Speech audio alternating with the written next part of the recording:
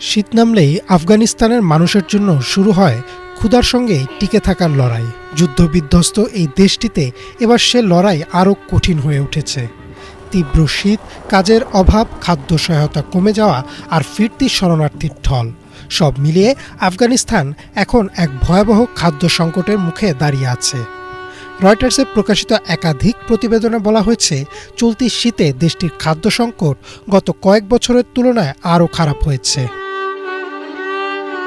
বিশ্ব খাদ্য কর্মসূচি বা WFP এর তথ্য অনুযায়ী বর্তমানে আফগানিস্তানের প্রায় 1/3 মানুষ তীব্র খাদ্য সংকটে ভুগছে, অর্থাৎ প্রায় 1,70,00,000 মানুষ নিয়মিত পর্যাপ্ত খাবার পাচ্ছে না।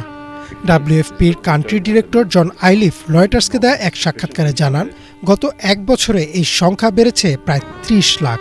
বিশেষ করে শিশুদের অবস্থা সবচেয়ে ভয়াবহ। 2025 সালে আফগানিস্তানে অপুষ্টির সবচেয়ে বড় উত্থান দেখা গেছে, আর 2026 সালে আরও প্রায় 2 লাখ শিশু তীব্র অপুষ্টিতে আক্রান্ত হতে পারে বলে আশঙ্কা করা হচ্ছে। প্রাকৃতিক দিক থেকে দেশটির উত্তরাঞ্চলে দীর্ঘস্থায়ী খরা কৃষিকাজকে মারাত্মকভাবে ক্ষতিগ্রস্ত করেছে। শীতকালে তুষারপাত আর রাস্তা বন্ধ হয়ে যাওয়ায় অনেক এলাকায় খাদ্য পৌঁছানোই কঠিন হয়ে পড়ে।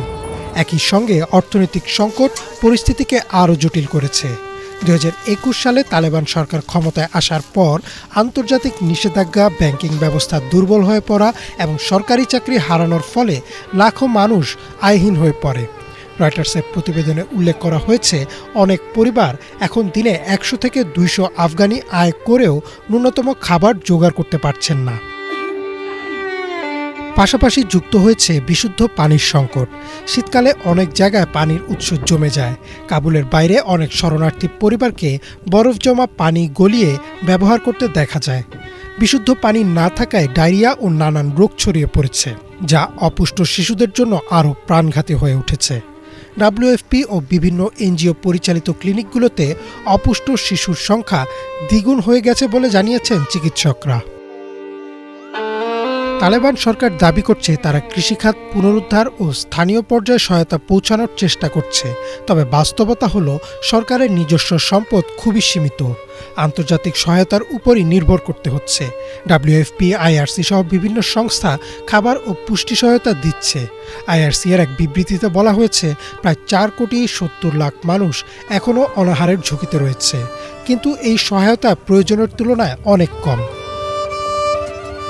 সহায়তা কম হওয়ার অন্যতম কারণ হলো আন্তর্জাতিক তহবিল সংকট। যুক্তরাষ্ট্রসহ অনেক দাতা দেশ তাদের বৈশ্বিক সহায়তা কমিয়ে দিয়েছে, ফলে WFPর মতো সংস্থাগুলোর কাছে পর্যাপ্ত অর্থ নেই। জন আইলিফ স্পষ্ট করে বলেছেন, অর্থের অভাবে তারা এই ক্রমবর্ধমান সংকটের পূর্ণাঙ্গ জবাব দিতে পারছেন না। এর প্রভাব সবচেয়ে বেশি পড়ছে শিশু ও নারীদের ওপর। এমন পরিস্থিতি থেকে উত্তরণের জন্য বিশেষজ্ঞরা বলছেন, শুধু খাদ্য সহায়তা নয়, দীর্ঘমেয়াদী সমাধান দরকার। কৃষকদের সহায়তা বাড়ানো, কর্মসংস্থান সৃষ্টি, বিশুদ্ধ পানি নিশ্চিত করা এবং মানবিক সহায়তার পথ সহজ করা জরুরি। আফগানিস্তানের এই খাদ্য সংকট শুধু সংখ্যার গল্প নয়, প্রতিটি পরিসংখ্যানের আড়ালে আছে অসংখ্য পরিবারের দীর্ঘশ্বাস, শীতের রাতে ক্ষুধার্ত শিশুকে বুকে জড়িয়ে ধরে রাখার যন্ত্রণা। বিশেষজ্ঞরা বলছেন, এখনই কার্যকর পদক্ষেপ না নিলে এই নীরব দুর্ভোগ আরও ভয়াবহ রূপ নিতে পারে, আর তার সবচেয়ে বড় মূল্য দিতে হবে আফগানিস্তানের শিশুদের। ইমরান মাহমুদ, বাংলা ভিশন।